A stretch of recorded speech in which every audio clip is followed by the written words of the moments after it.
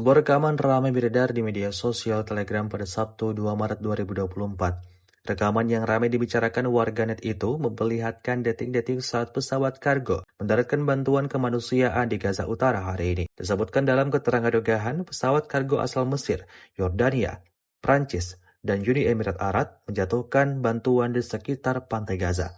Tampak orang-orang yang bertugas di dalam pesawat sehingga mempersiapkan semua box-box yang berisi bantuan untuk diberikan kepada pengungsi di Palestina.